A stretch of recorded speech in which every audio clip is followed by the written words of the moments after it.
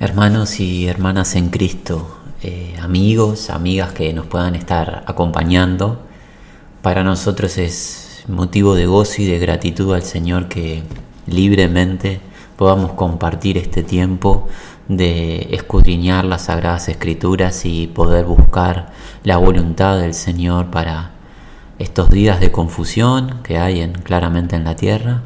Nosotros poder venir juntos a la palabra de Dios para que nuestras vidas sean edificadas en base a la verdad y no andemos a tientas por este mundo.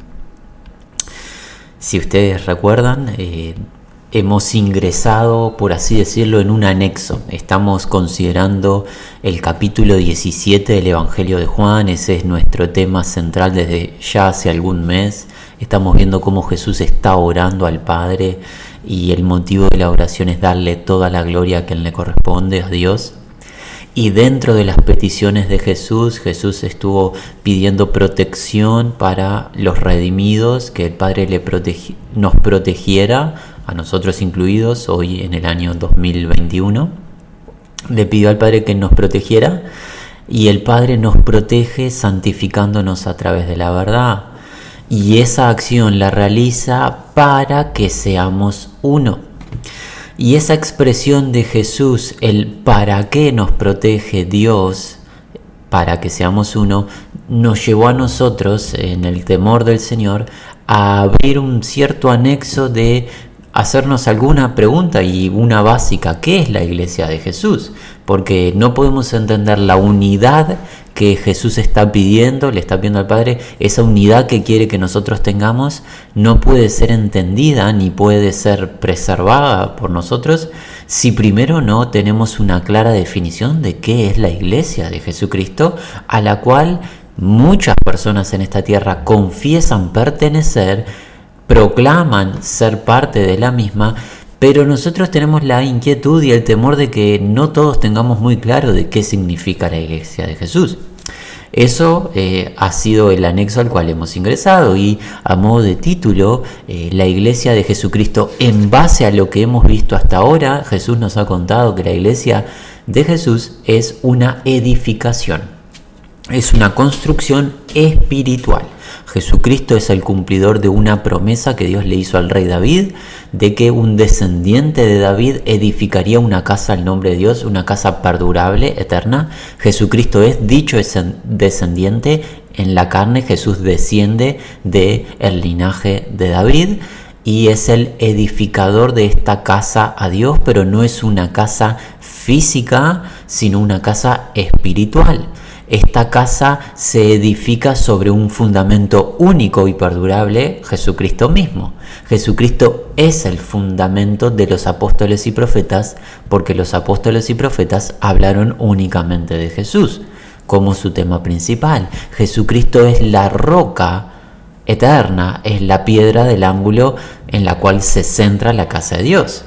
Y dicha edificación se compone de piedras vivas que son ni más ni menos que seres humanos con una característica particular, no en ellos mismos, sino de parte de Dios. ¿Cuál es la característica? Que son llamados por y para Dios, llamados de parte de Dios a salir del mundo, judíos, gentiles, y llamados de parte de Dios a pertenecer a Jesucristo, a la comunión íntima con Jesucristo a través de la verdad, llamados a la santidad.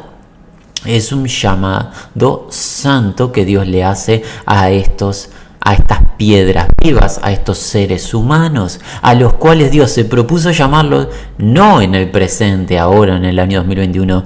Dios se propuso llamar a todos los integrantes de esta casa espiritual antes de fundar el mundo, antes de crear los cielos y la tierra. Dios ya se había propuesto salvarnos. Las Escrituras no dejan lugar a la confusión. Dios ha predestinado para salvación a los redimidos. Dios mismo se propuso traer gloria a su santo nombre, redimiendo a niños, jóvenes, mayores y ancianos, hombres y mujeres de todas las naciones, de todas las generaciones, y todo lo hace a través de Cristo Jesús.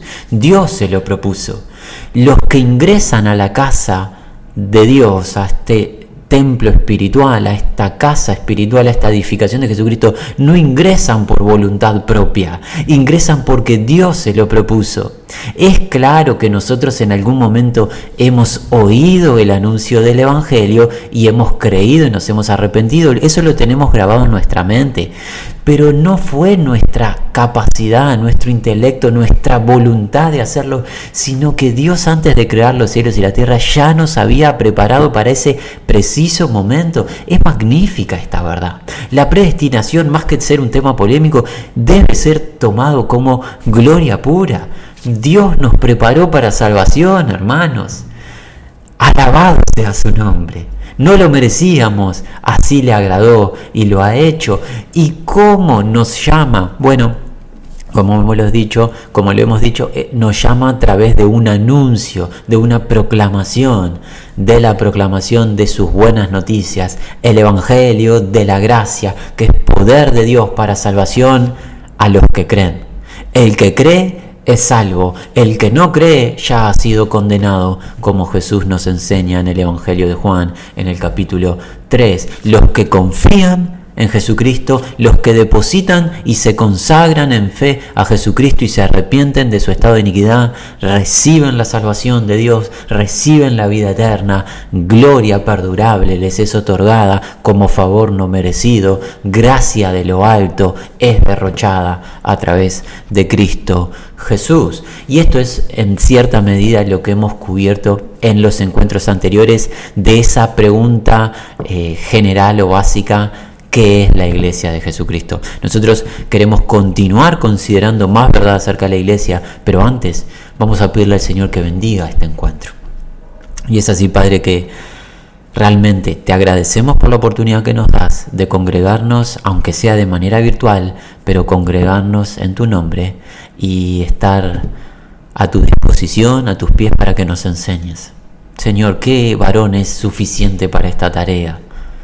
Los que están aquí hoy hablando no lo son, ciertamente, pero tu Espíritu sí es suficiente, porque es tu Espíritu quien inspiró y escribió a través de su poder las Escrituras, y nosotros tenemos en tu Espíritu el medio para darle la única interpretación correcta a las mismas. Por favor, Señor, guíanos a toda verdad, disipa toda confusión, todo error que traigamos en nuestra mente, toda interpretación privada, Señor. Líbranos de torcer tu palabra. Lo pedimos en el nombre de Jesús. Amén. Amigos, habiendo comprendido este resumen básico de qué es la Iglesia de Jesucristo, nos surge una inquietud, una pregunta, y la misma es: ¿cómo se estructura esta edificación espiritual? Porque entendemos, si hasta aquí hemos estado con oído atento, entendemos que esta es una edificación de un pueblo, no está relacionado con casas físicas, con templos, con edificios naturales, sino que estamos hablando de la edificación de vidas. Pero como integran personas esta casa espiritual, nos preguntamos, bueno, ¿qué tipo de estructura tiene? ¿Qué tipo de, por así llamarlo, organización? ¿Hay alguna referencia? ¿Jesús nos marcó algún tipo de estructura? Es una pregunta válida si está en nuestra mente, y bueno, como siempre procuraremos responderla a través de la página de la Biblia, porque no tenemos otra referencia para responder. Estaremos en el Evangelio de Mateo, como lo hemos hecho hasta ahora, pero nos vamos a adelantar al capítulo 18 del Evangelio de Mateo. Nosotros hemos visto el capítulo 16, hemos cubierto una porción del capítulo 16, donde Jesús profesa con sus labios por primera vez la palabra eclesía, ¿sí? Ahora vamos a ir al capítulo 18, donde el apóstol Mateo registra las dos instancias posteriores donde Jesús vuelve a repetir la palabra iglesia, o del griego eclesía. En este capítulo 18 de Mateo y en el capítulo 16 del mismo libro de Mateo son los dos momentos donde Jesús habla directamente de la iglesia. Jesús habla en estas dos instancias de la iglesia, y nosotros tenemos que estar muy atentos porque todo lo que diga Jesús para nosotros debe ser considerado sublime o palabra solemne. Vamos al Evangelio de Mateo, al capítulo 18, leemos de corrido desde el versículo 15 hasta el versículo 20. Jesús dice: por tanto, si tu hermano peca contra ti, ve y repréndele estando tú y él solos. Si te oyere, has ganado a tu hermano. Mas si no te oyere, toma aún contigo a 1 o 2, para que en boca de 2 o 3 testigos conste toda palabra. Si no los oyere a ellos, dilo a la iglesia. Y si no oyere a la iglesia, tenlo por gentil y publicano. De cierto os digo que todo lo que atéis en la tierra será atado en el cielo, y todo lo que desatéis en la tierra será desatado en el cielo. Otra vez os digo que si 2 de vosotros se pusieren de acuerdo en la tierra acerca de cualquier cosa que pidieran, les será hecho por mi Padre que está en los cielos. Porque donde están 2 o 3 congregados en mi nombre, allí estoy yo en medio de ellos. Muy bien. Notamos el contexto en el cual Jesús nos cuenta estos versículos que acabamos de leer. Jesús está ordenando el trato fraternal, cómo debemos restaurar las situaciones y las ofensas entre hermanos y hermanas. Y Jesús nos muestra 3 instancias de búsqueda en amor para la reconciliación cuando un hermano ofende al otro. Jesús nos está hablando de que debemos acercarnos individualmente al hermano que nos ha ofendido para que el hermano se arrepienta. Si el hermano no se arrepiente cuando nos acercamos a él contándole la verdad: mira hermano, me has ofendido en esta situación porque has transgredido la palabra de Dios, has hecho una acción fuera de la voluntad de Dios y eso me causó dolor. Por favor, saldemos esta situación. Si el hermano no me escucha, no tiene interés en arrepentirse, debemos acudir a 2 o 3 hermanos más para que vengan y que en conocimiento de causa ellos puedan hacer la vez de testigos y puedan estar intermediando la situación. Si el hermano no escucha, debemos acudir a la iglesia y allí se debe presentar la iglesia, la agrupación de hermanos, los llamados fuera, diciéndole al hermano que se arrepienta. Y si el hermano no se arrepiente, ¿qué dice Jesús? Tenle por gentil y publicano, entiéndase, tradúzcase, recaudador de impuestos. Jesús nos cuenta que si el hermano, luego de estas 3 instancias en amor, no se arrepiente de su estado, de su pecado, de su tropiezo y de su ofensa, la iglesia recibe de parte de Jesús la autoridad de interrumpir la comunión con dicha persona. Por ende, dicho individuo no es más considerado un hermano. Esta es la acción más importante que puede realizar un grupo de personas: interrumpirle la comunión a un individuo. Jesucristo dice que si en la tercera instancia el hermano no se arrepiente, la iglesia le debe de considerar alguien no alumbrado, alguien que no está en comunión. Y recordemos que somos los hijos de Dios llamados a la comunión con Jesucristo. Es muy importante la autoridad que Jesús está delegando. Así que, en base a este contexto, nosotros entendemos que al grupo de personas a los cuales Jesús le otorga esta autoridad, realmente Jesús los considera su iglesia. Porque si le da la autoridad de interrumpirle la comunión a una persona, claramente a ese grupo Jesucristo lo considera su verdadera iglesia, ¿sí? Si estamos unánimes hasta aquí, veamos ahora a qué grupo Jesús le considera su iglesia. Versículo 18. De cierto os digo, que todo lo que atéis en la tierra será atado en el cielo, y todo lo que desatéis en la tierra será desatado en el cielo. Otra vez os digo, que si 2 de vosotros se pusieren de acuerdo en la tierra acerca de cualquier cosa que pidieren, les será hecho por mi Padre que está en los cielos. Porque donde están 2 o 3 congregados en mi nombre, allí estoy yo en medio de ellos. Lo que acaba de decir Jesús es tremendo. Es tremendo. Necesitamos, por favor, atención de todos los oyentes, hermanos en la fe y amigos que aún no confían en Jesucristo o que participan de otras religiones, por más tradicionales que éstas sean. Escuchemos bien lo que está diciendo Jesucristo. Jesucristo acaba de otorgarle la autoridad a un mínimo de 2 personas y un máximo de sin número de atar en la tierra y que sea atado en el cielo, de desatar en la tierra y que sea desatado en el cielo. Y si estas 2 o 3 personas como mínimo y un máximo de sin número se ponen de acuerdo y piden al Padre en el nombre de Jesús, el Padre lo hace.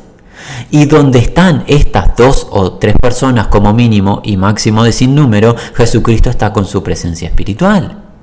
¿Qué es esto de atar? Bueno, hay que intentar no darle rienda suelta a nuestra imaginación, no estamos llamados a inventar nada. Tiene que ser acorde al contexto donde está hablando Jesús. Jesucristo está hablando de declarar a alguien como gentil y publicano. Por ende, atar en la tierra significa que si 2, con un mínimo de 2 o 3 hermanos, han declarado en base a la verdad a uno ofensor como gentil y publicano, en los cielos esa situación es declarada al igual que fue declarada en la tierra. Si en base a la verdad 2 o 3 hermanos como mínimo y como máximo sin número declaran a un ofensor como gentil y publicano, por ende se interrumpe la comunión, en los cielos se declara lo mismo. Y si por el contrario se desata en la tierra porque el hermano se arrepiente y vuelve a la comunión, vuelve al rebaño, vuelve a la iglesia, en los cielos se desata. Esto es tremendísimo. ¿Por qué? Porque Jesús le otorga la autoridad a la iglesia de tener comunión con personas, con individuos, o interrumpir la comunión, y esa autoridad es delegada a un mínimo de 2 o 3. Esta es la misma autoridad, hermanos, por favor, vuelvan sus páginas al Evangelio de Mateo, al capítulo 16, es la misma autoridad que recibió el apóstol Pedro, como lo estuvimos viendo en encuentros anteriores. Mateo 16, refresquemos esto. Mateo 16, versículo 19. A ti te daré las llaves del reino de los cielos, y todo lo que atares en la tierra será atado en los cielos, y todo lo que desatares en la tierra será desatado en los cielos. Lo mismo que le dijo a Pedro, Jesús se lo está diciendo a la iglesia, y se lo está diciendo a un mínimo de 2 o 3 personas y un máximo de sin número. Notemos algo, hermanos, por favor.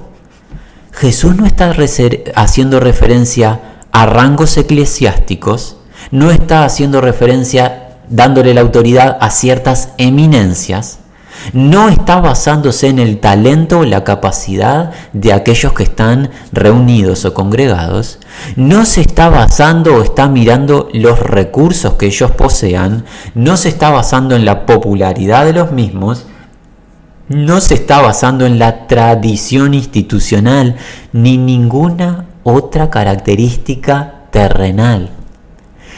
¿Cuál es la única condición para que 2 o 3 como mínimo y un máximo de sin número digan que alguien no tiene más comunión o digan que alguien retoma la comunión? ¿Cuál es la condición, mis amados? La condición se encuentra en el versículo 20 de Mateo 18. Porque donde están 2 o 3 congregados en mi nombre, allí estoy yo en medio de ellos. La única condición para recibir la autoridad delegada de Jesús es estar reunido o congregado en su nombre. No importa el lugar, no importa si es en una casa particular o en un edificio, en una playa, en una montaña o donde fuese. No importa el número de los congregados, si son muchos o no. No importan las capacidades terrenales. No importa lo añejo de la agrupación. No importa el intelecto de los congregados. No importa la cantidad de recursos que posean. Lo único que importa es que estén congregados en el nombre de Jesucristo. ¿Y qué significa estar congregado en el nombre de Jesucristo? Bueno, todo lo que se nos ha enseñado hasta ahora acerca de los llamados. Estar congregado en el nombre de Jesucristo es haber sido llamado fuera del mundo. Es haber sido llamado a la pertenencia a Jesucristo. Es haber sido llamado a tener comunión con Jesucristo a través de la verdad. Es haber recibido el llamado a la santidad. Es haber sido sellado con el Espíritu Santo de la promesa. Es el andar en la verdad, es el aceptar la verdad del Señor, es el conocer la verdad y es estar sujeto a dicha verdad. Con esas condiciones, alguien, un mínimo de 2 y un máximo de sin número, se reúnen, se congregan, están compartiendo las vidas bajo el nombre de Jesús, bajo la autoridad de Jesús. Esta acción nos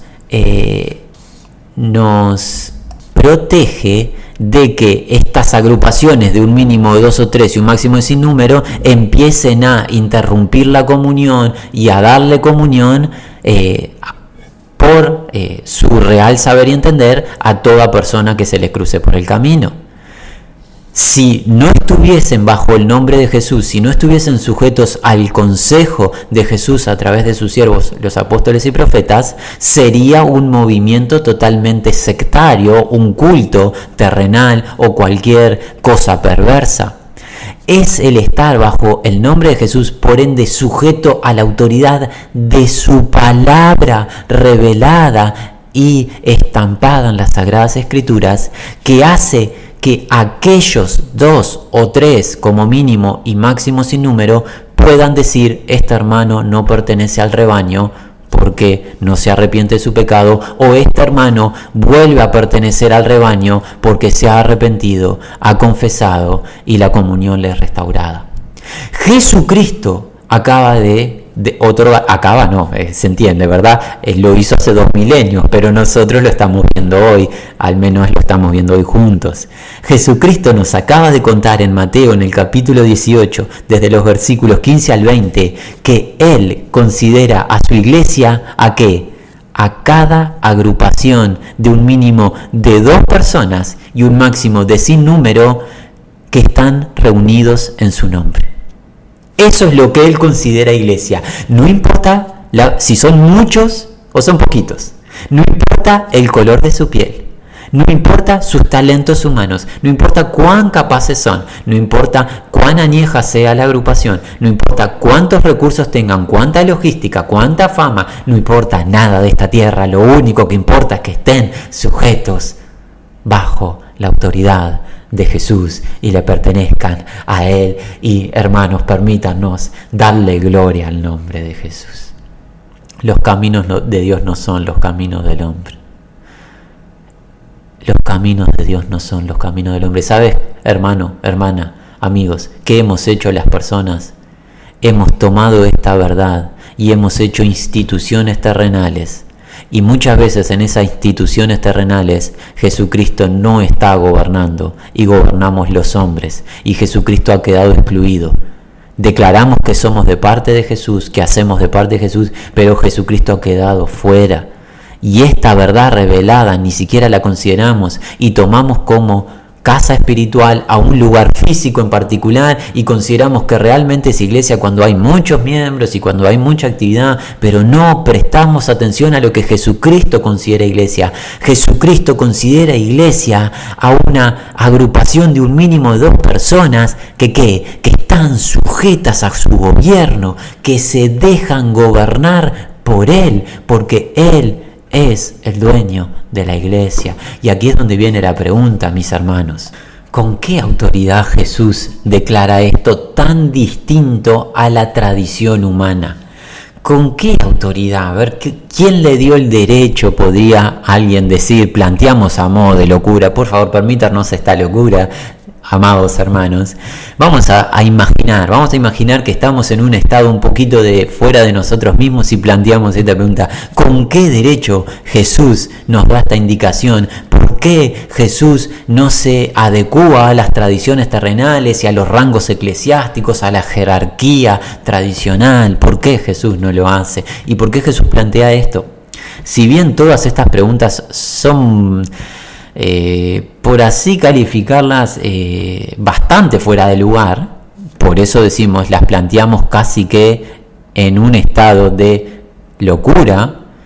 Así todo, como sabemos y hemos compartido con algún prójimo que este tipo de inquietudes está en la mente del ser humano, vamos a intentar responderlo con sencillez. ¿Qué autoridad tiene Jesús para indicar esto que se nos dijo en Mateo capítulo 18, versículos 15 al 20? ¿Por qué Jesús estructura de esta manera su iglesia, en cada localidad un mínimo de 2 o 3, sin un templo físico, sin grandes programas, sin ningún tipo de situación terrenal, solamente aquellos que le pertenecen a Él y están sujetos a su gobierno? ¿Qué le ha dado esa autoridad a Jesús? Bueno, la respuesta es sencilla. Jesús es Dios, esa sería la respuesta más fácil, siendo Dios puede indicar lo que entienda conveniente, pero la respuesta un poquito más elaborada, mis hermanos, es que Jesucristo puede indicar y es el único con la autoridad de decirnos qué es la iglesia y qué hace la iglesia, porque Jesucristo es el dueño de la misma, pues Él la compró. Así de simple, así de profundo. Para ello vamos a defender esta definición de que Jesucristo es el dueño de la iglesia, Jesucristo es el que adquirió la iglesia, el que la redimió, el que la liberó. Vamos a defenderlo, esta postura, con el consejo apostólico. Vamos al libro de Hechos, invitamos a todos a que vayan al libro de Hechos en el capítulo 20. El apóstol Pablo se encuentra en la región de Éfeso. Está pronto para despedirse de aquella región, llama a los ancianos de la misma para avisarles que él no vuelve a dicha región y no les volverá a ver, al menos no en esta etapa de la eternidad. Se volverán a reencontrar en la presencia del Señor, pero aquí en la tierra Pablo les declara a los ancianos de Éfeso que no les va a volver a ver. Dirigiéndose a ellos, Pablo dice en Hechos 20, capítulo 28, por tanto, mirad por vosotros y por todo el rebaño en que el Espíritu Santo os ha puesto por obispos para apacentar la iglesia del Señor, la cual Él ganó por su propia sangre. Nuevamente, el apóstol Pablo se está dirigiendo a los ancianos de Éfeso. Por ancianos entendemos los que sobreven el rebaño. Aquellos hermanos que han recibido la función delegada del Señor de cuidar de nuestras almas, aquellos que velan por la pureza de la palabra que se transfiere en la congregación, que todo lo que hacemos lo hagamos en reverencia al Señor y que no haya falsedad, que no haya iniquidad en el pueblo de Dios. Los sobrevedores, los presbíteros, los pastores, todos términos intercambiables. El apóstol Pablo se está dirigiendo a ellos. ¿Y qué les dice? Mirad por vosotros, tengan cuidado, presten atención de ustedes mismos y de todo el rebaño en que el Espíritu Santo os ha puesto por obispos. Notemos que los pastores, obispos, no se ponen a ellos mismos en la iglesia. El Espíritu Santo, mediante los dones que otorga, les indica y trae convicción de que ellos están para esa función. Pero lo que queremos hacer énfasis se encuentra aquí, en que el Espíritu Santo se ha puesto por obispos para apacentar la iglesia del Señor. El apóstol Pablo, notemos, está pronto a partir de Éfeso, y tanto la región de Éfeso como la mayoría de las regiones del mundo gentil eran agrupaciones en el Señor, eran iglesias locales formadas por la tarea y la predicación del apóstol Pablo y sus colaboradores. Pero notemos que Pablo no se adjudica a la iglesia a su nombre, ni adjudica a la iglesia a los pastores ni ancianos. ¿De quién es la iglesia? Para apacentar la iglesia del Señor. La iglesia le pertenece al Señor. ¿Por qué Pablo le pertenece la iglesia al Señor? La cual él ganó por su propia sangre. El apóstol Pablo, a través de esta palabra, ganar o conquistar, nos cuenta que el Señor es el poseedor de los derechos de propiedad de la iglesia. El Señor Jesús es aquel que compró, emitió el pago total, puso la totalidad de los recursos necesarios para adquirir completamente los derechos de propiedad de la iglesia. Ya veremos cuál fue ese precio que Jesús puso. Pero Jesús es el comprador, tal cual en una transacción comercial. Cuando una persona se acerca a un comercio y hay un producto a la venta, el cliente que emite el pago del precio que el comercio ha publicado, el cliente que emite dicho pago, toma posesión y se hace acreedor de ¿qué? Del artículo que acaba de comprar. Bueno, tal cual en una transacción comercial, tal cual en la realidad espiritual.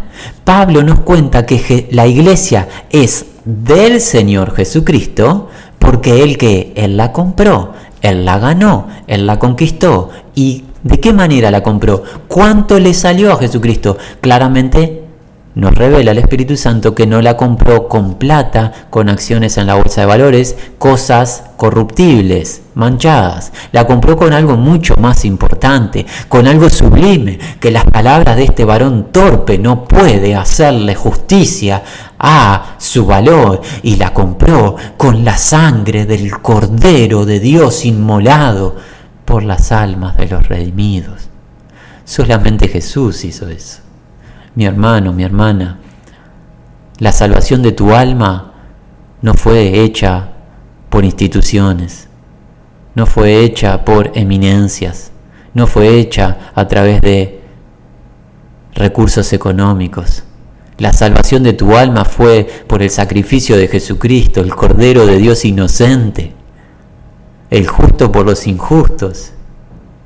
Él se sacrificó a sí mismo para redimirnos. Y ahora le pertenecemos a Él. Mi amigo, mi amiga, si tú le perteneces a una institución, estás en un camino de confusión. A quien tú le tienes que pertenecer es a Jesucristo. Él es el poseedor de la iglesia, Él es el dueño de la iglesia y Él gobierna su iglesia. Él dice, dictamina las pautas. Si lo que se acaba de pronunciar en Mateo capítulo 18 a ti te genera algún tipo de dificultad, te genera enojo, porque no estás acostumbrado a ello y estás acostumbrado a algún tipo de reglamento institucional, eclesiástico, nosotros te alentamos a que tomes a bien escuchar a Jesús. Porque la única iglesia, la verdadera iglesia, la edifica Él, la conquistó Él, la compró Él. Él es el dueño. Cualquier otra agrupación que no esté bajo los parámetros de Jesús no es iglesia. Es otra cosa, pero no es iglesia. ¿Y sabes qué? Solamente la iglesia de Jesús va a gozar de gloria eterna. Las otras agrupaciones no tienen a Jesús habitando en ella, porque Jesús dijo, donde están 2 o 3 congregados en mi nombre, allí estoy yo en medio de ellos. Jesús no está en comunión en otras agrupaciones, está donde están los suyos, donde están los que Él posee y se sujetan a su autoridad. Allí está Jesús en comunión. Amigos, pidámosle también asistencia al apóstol Pedro. Él en su carta nos escribe, antes de ver lo que Pedro escribe, recordemos que Pedro, el apóstol del Señor, el siervo del Señor, fue quien recibió las llaves espirituales que Jesucristo le otorgó, esa autoridad delegada de abrir, inaugurar la iglesia, lo cual él hizo, como hemos visto en Pentecostés, entre los judíos, y en casa de Cornelio, el centurión romano, entre los gentiles. Pedro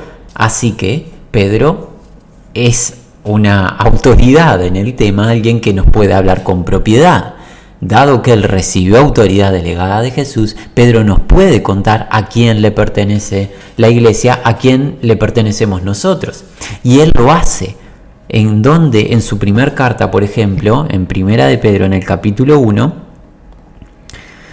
nos dice, Primera de Pedro 1, podemos leer a partir del versículo 17. Pedro dice: y si invocáis por Padre aquel que sin acepción de persona juzga según la obra de cada uno, conducíos en temor todo el tiempo de vuestra peregrinación, sabiendo, teniendo comprensión, teniendo certeza, que fuisteis rescatados de vuestra vana manera de vivir, la cual recibisteis de vuestros padres, no con cosas corruptibles como oro o plata, sino con la sangre preciosa de Cristo, como de un cordero sin mancha y sin contaminación, ya destinado desde antes de la fundación del mundo, pero manifestado en los postreros tiempos por amor de vosotros. Tal cual Pablo lo estaba referenciando en Éfeso, allí en el libro de Hechos, tal cual Pedro, inspirado por el Espíritu Santo, nos cuenta. Pedro que nos cuenta que la salvación, la redención de nuestras almas, la salvación de nuestro estado de iniquidad, el pasar de las tinieblas a luz, el pasar de muerte a vida en el Espíritu, fue mediante el sacrificio de la vida, entiéndase, el derramar de sangre nos habla de la vida entregada de Jesucristo, el Cordero de Dios que quita el pecado del mundo, el Cordero que fue inmolado. Solamente el sacrificio de Cristo nos salvó, nos compró para Dios, nos redimió. Dado que solamente Cristo es el Cordero Pascual, el único medio de salvación, solamente Cristo tiene la potestad de decir qué es lo correcto y qué se debe hacer en la iglesia. A Él le pertenecemos, mis hermanos. Esta es una verdad inequívoca. Somos el templo de Dios, somos posesión de Dios. Dios nos ha comprado por precio, ya no nos pertenecemos más a nosotros mismos. Y esto de que Jesucristo nos haya comprado cumple los requisitos de la ley, en donde era necesario que un cordero sin defecto fuese sacrificado para la redención del pueblo. Y no solo el cordero debía ser sin defecto y la sangre debía ser inmaculada, sino que era necesario que la sangre fuese depositada en un tabernáculo, pero no en un tabernáculo de esta creación, sino en un tabernáculo celestial. Jesucristo es el Cordero de Dios que fue sacrificado de una vez y para siempre. Su sangre es la única sangre que expía y purifica genuinamente el pecado del ser humano. La misma fue depositada no en esta tierra, sino en el tabernáculo celestial, porque Dios nos muestra que en su plan eterno todo lo que se hizo en el antiguo pacto era una representación de los días de Jesucristo, donde realmente y verdaderamente se llevaría adelante la salvación. Veamos esto de manera muy ágil. No tenemos el tiempo de detenernos, pero alentamos a que todos lo puedan trabajar y escudriñar individualmente o grupalmente. Vayamos al libro de Hebreos, al capítulo 9. Vamos a leer de corrido sin comentar casi.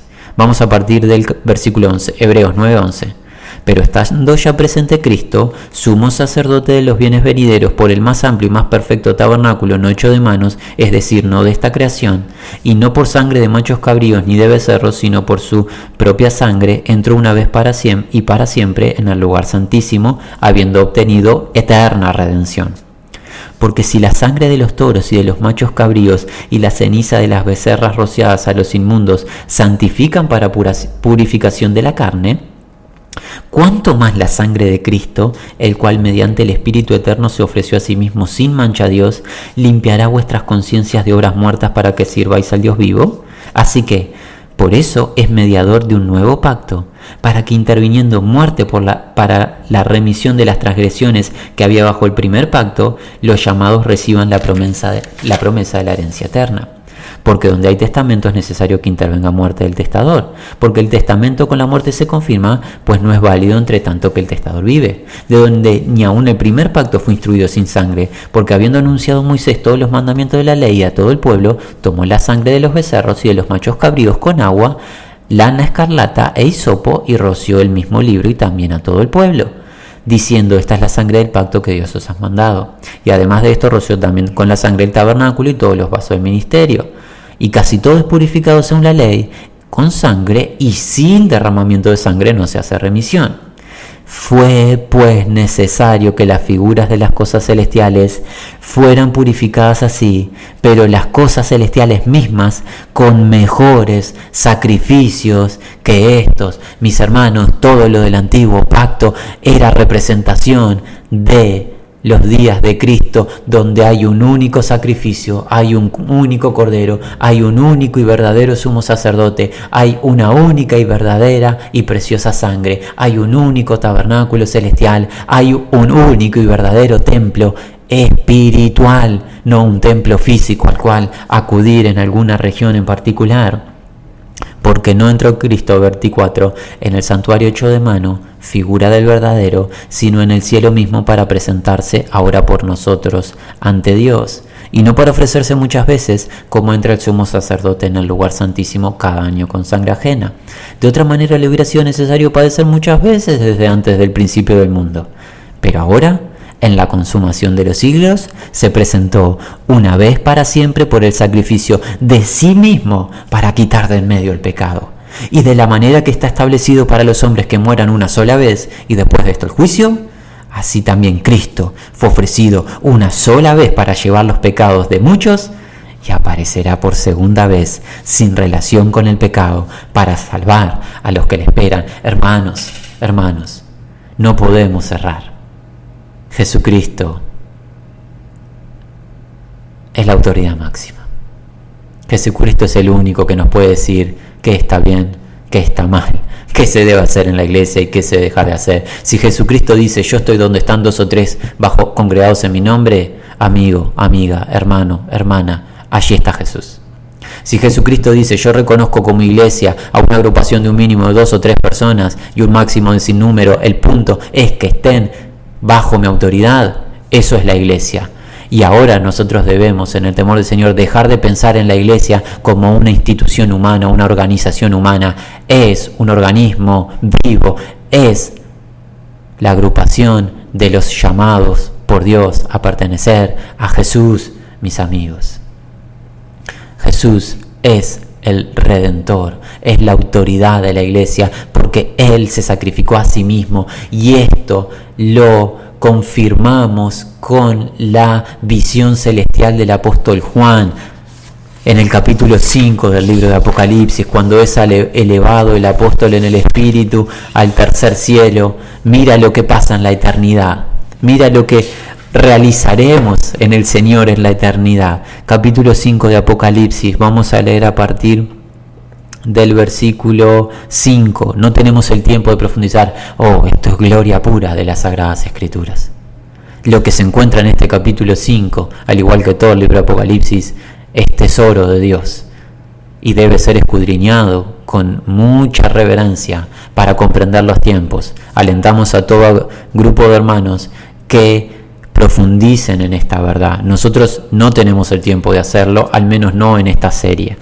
Apocalipsis capítulo 5, vamos a partir del versículo 5. El anciano le dice a Juan: no llores, he aquí que el león de la tribu de Judá, la raíz de David, ha vencido para abrir el libro y desatar sus 7 sellos. Jesucristo es el león de la tribu de Judá, la raíz, el origen, pues es padre de todos, es el origen de David y es descendiente de David en carne. Es el único digno de abrir los sellos de la consumación de los tiempos en el plan eterno de Dios. Es el único en todo el universo que tiene la autoridad de desatar los sellos del libro.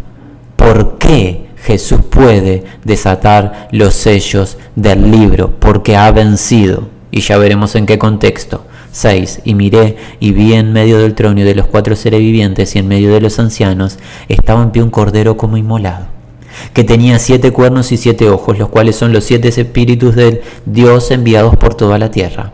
Y vino y tomó el libro de la mano derecha del que estaba sentado en el trono, Dios el Padre. Y cuando hubo tomado el libro, los 4 seres vivientes, los querubines protectores, y los 24 ancianos se postraron delante del Cordero.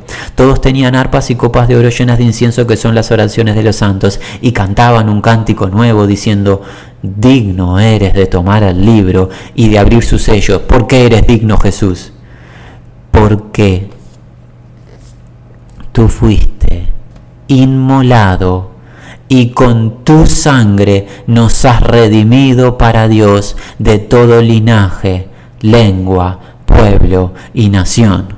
Y nos has hecho para nuestro Dios reyes y sacerdotes, y reinaremos sobre la tierra. Y miré y oí la voz de muchos ángeles alrededor del trono, y de los seres vivientes y de los ancianos, y su número era millones de millones, que decían a gran voz: el Cordero que fue inmolado es digno de tomar el poder, las riquezas, la sabiduría, la fortaleza, la honra, la gloria y la alabanza, y a todo lo creado que está en el cielo y sobre la tierra y debajo de la tierra y en el mar, y todas las cosas que en ellos hay. Oí decir al que está sentado en el trono y al Cordero sea la alabanza, la honra, la gloria y el poder por los siglos de los siglos. Los 4 seres vivientes decían amén, y los 24 ancianos se postraron sobre sus rostros y adoraron al que vive por los siglos de los siglos. El Cordero es digno de desatar o abrir los sellos de la consumación del tiempo final del plan de Dios para el gobierno del hombre previo al reinado milenial de Jesús. Él es digno porque ha vencido, y ha vencido a través del sacrificio de su propia vida. Ha vencido al pecado, al diablo, al mundo, y ha vencido a la muerte. Solamente Jesús, mis hermanos. Notemos que el objeto de adoración es Dios el Padre y Dios el Hijo, el que está sentado en el trono, y el Cordero, Dios en esencia.